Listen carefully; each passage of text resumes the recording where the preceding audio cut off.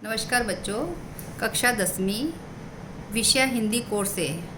बच्चों, हमने पहली वीडियो में रस पढ़ा था कि रस का अर्थ क्या है, रस की अंग क्या है और रस के कितने भेद हैं। ठीक है ना, रसों के स्थायी भाव और विभाव, अनुभाव, संचारी भाव, स्थायी भाव।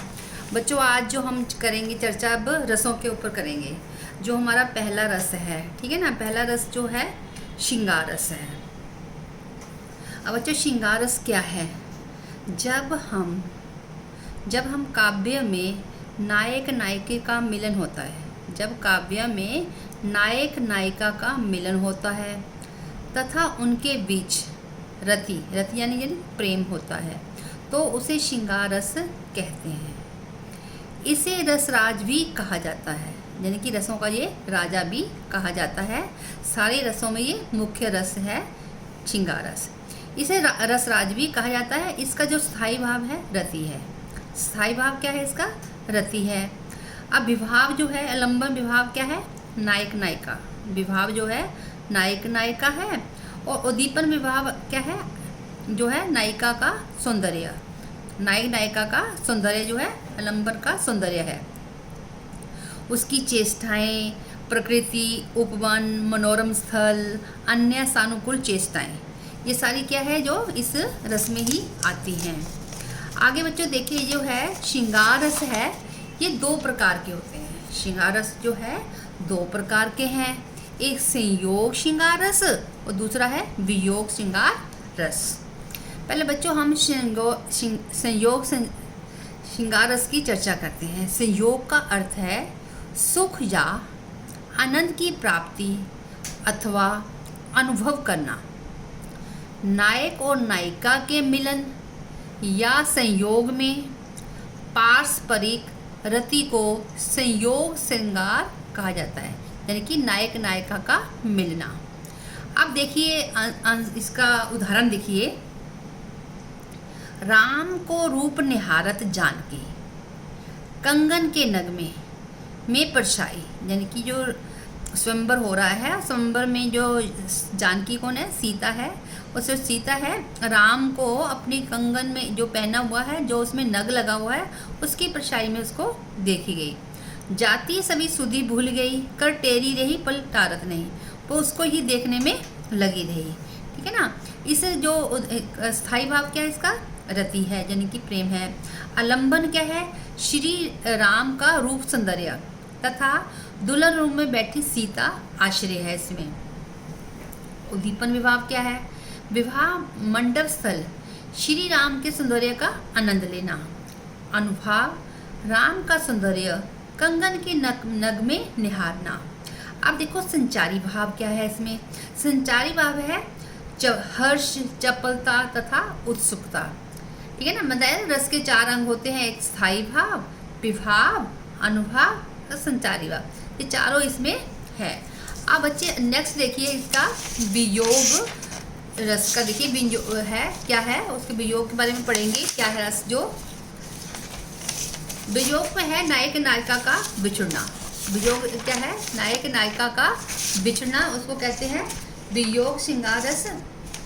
ठीक है ना। अब जो है नायक नायिका का बिछुड़ना है, वहाँ है जैसे हमने पहला जो आपका चैप्टर पढ़ा था, कौन सा चैप्टर पढ़ा था? जो सूरदास के पद, जो सूरदास के पद में है वो नायक नायिका का बिछुड़ना है। नायक नायिका का उसमें मिलने के बारे में ही चर्चा करी गई है, जिसमें गोपियाँ हैं श्री कृष्ण से बिछुड़ती हैं। ठीक है ना। इस कारण वहाँ क्या है? वियोग श्रृंगार रस है। अब बच्चे उसके बाद हम जो तीसरा रस पढ़ेंगे, ठीक है ना। तो तीसरा रस क्या है हमारा? अब देखिए एक वियोग श्रृंगार रस का एक ध्यान से सुनेंगे, उसकी परिभाषा है क्या वियोग रस की होती है। एक दूसरे के प्रेम में डूबे रहने वाले एक नायक नायिका के मिलन में अवरोध, अभाव या पूर्ण मिलन की यादें वियोग श्रृंगार रस कहता है। अब उदाहरण देखिए। तन मन सेज जरी आगे दहू, सब केहे चंद बहु मोहु राहू, चाहू खंड लागे अंधियारा, जो घर नाही कंत प्यारा। ठीक है। ये नागमती है। ठीक है ना। ये रतन सेन जो है उसका एक पद है, उसमें से ही ये पंक्तियाँ ली गई हैं। और उसमें जो है नागमती है वो राजा रतन सेन के वियोग में रात दिन क्या है, परेशान हो रही है। अब इसमें देखिए क्या है, जो रानी नागमती, आश्रय तथा अलंबन कौन है इसमें, राजा रतन सेन, ठीक है ना। अब विभाव क्या है, सहेज, चंद्रमा की अनुभूति हो रही है। और संचारी भाव है पूर्व मिलन की यादें, विषाद और उन्माद आदि, ठीक है। सूरदास की जो है मन की मन में माद रही वाले जो पद पड़े थे, इसमें सब में क्या है हमारा वियोग श्रृंगार रस है। अब बच्चों दूसरा रस पढ़ेंगे हम, हास्य रस। हास्य रस क्या है, किसी पदार्थ या व्यक्ति की असाधारण आकृति, जा विचित्र वेशभूषा, जा अनोखे हाव भाव और चेष्टाओं से मन में जो विनोद का अनुभव होता है उसे हास्य रस कहते हैं, ठीक है ना। इस रस का जो स्थायी भाव होता है वो होता है हास, यानी कि हंसना। उदाहरण देखिए, तंबूरा ले मंच पर बैठे प्रेम प्रताप जी है, तंबूरा लेकर मंच पर बैठे हुए हैं। साध मिले 15 मिनट, घंटा भर अलाप। साज तो 15 मिनट ही करते हैं और एक घंटा भर के अलाप ही करते रहते हैं। अब देखिए, घंटा भर अलाप, राग में मारा गोता, तो धीरे धीरे खिसके सारे श्रोता, ठीक है ना। वो राग गाते रहे, जितने भी वो करने वाले थे वो सारे वहाँ से खिसक गए, ठीक है ना।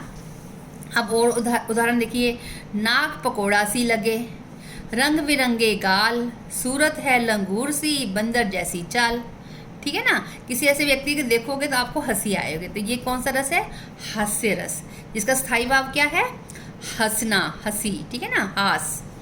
अब देखिए तीसरा जो है वीरस। अब वीरस क्या है, विभावों, अनुभावों एवं संचारी भावों से पुष्ट होकर उत्साह, स्थायी भाव वीरस की निष्पत्ति करता है।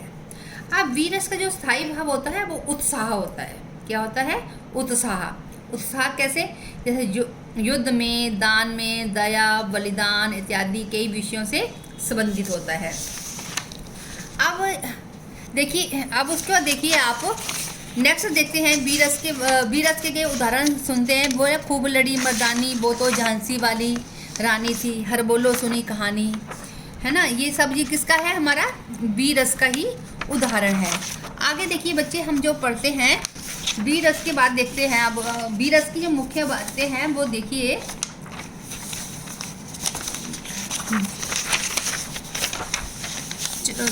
ठीक है ना। खूब लड़ी मर्दानी, वो तो झांसी वाली रानी थी, ठीक है ना। ये क्या है, वीरस का ही उदाहरण दिया गया है।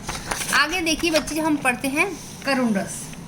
करुण रस का क्या है, अपने प्रिया मनचाही वस्तु के नष्ट होने, या नुकसान पहुंचने पर मन में संवेदना उत्पन्न होना, जो क्या कहलाता है, हमारा करुण रस कहलाता है।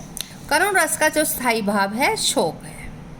जैसे माता का मोह, मात को मोह ना द्रोह, विमात को सोच ना तात।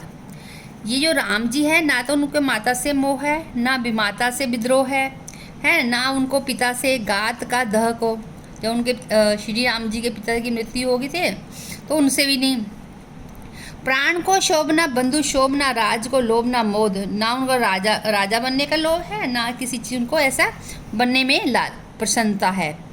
आगे, ऐते पे नेक मानस श्रीपति, ऐते ही साथी सिए से वियोग से है। अब इसे जो पैराग्राफ का जो है स्थायी भाव क्या है, शोक है। विभाव क्या है, अलंबन है, ठीक है ना, अलक्षण है। उद्दीपन क्या है, लक्ष्मण का अचेत शरीर है। अनुभाव क्या है, राम का विलाप। संचारी भाव है मति, धृति, स्मृति, विषाद। अब एक और उदाहरण देखिए, मेरे हृदय के हर्ष हा, अभिमन्यु अब तू कहाँ है, ठीक है।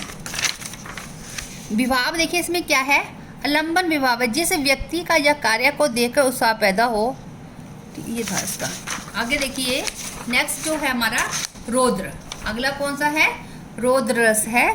व्यक्ति के क्रोध की मुद्रा में रौद्र रस उत्पत्ति होती है। क्रोध के कारण उत्पन्न इंद्रिया में प्रबलता को ही रस को रौद्र रस कहते हैं। किसी विरोधी, अपकारी, दृष्ट आदि के कर्म या चेष्टाएं, असाधारण अपराध, अपमान या अहंकार, अवहेलना आदि से उसके प्रतिशोध में जिस क्रोध का संचार होता है वही रौद्र रस के रूप में व्यक्त होता है। अब देखिए रौद्र रस का जो स्थायी भाव है वो क्रोध है। आलंबन विभाव क्या है, हानि करने वाले व्यक्ति और उद्दीपन उसकी चेष्टाएं, दुष्टता, उदरता आदि होते हैं। अनुभाव देखिए, आंखें लाल हो जाना, हाथ पैर पटकना, बुरे भले शब्द कहना, मारने को दौड़ना आदि। असंचारी भाव क्या है, आवेग, श्रम और उग्रता। ठीक है, अब देखिए इसका उदाहरण देखिए जो आपके पाठ नंबर 2 है, राम लक्ष्मण परशुराम संवाद, उसी में से ये पंक्तियां हैं। रे नृप बालक, हे राजा के बालक, काल वश बोलत तो ही ना संभाल, तो काल के वश में होकर बोल रहा है, अपने आप को संभाल ले। धनुष सम त्रिपुरारी, ये धनुष ऐसा पैसा नहीं है, ये शिव धनुष है। धनु विदित सकल संसार, ये पूरा संसार इसको जानता है। ये कौन कह रहा है, शिव जी कह रहे हैं, उनको क्रोध है। स्थायी भाव क्या है, क्रोध है। आश्रय यह कौन है यहाँ क्रोध करने वाला व्यक्ति, परशुराम जी है। आलंबन क्या है, क्यों हुआ उनको गुस्सा आया, शिव धनुष को देखकर। उद्दीपन क्या है, शिव धनुष का अपमान हुआ। अपराधी लक्ष्मण की चेष्टाएं। अनुभाव क्या है, परशुराम का क्रोधित होना, आंखें लाल होना, बाहों को उठ जाना। ठीक है ना। संचारी भाव है आवेग, उग्रता, स्मृति, चपलता आदि। धन्यवाद बच्चों। अगला जो पार्ट देखोगे वो तीसरी वीडियो में आपको 5 रसों का और बताया जाएगा। धन्यवाद।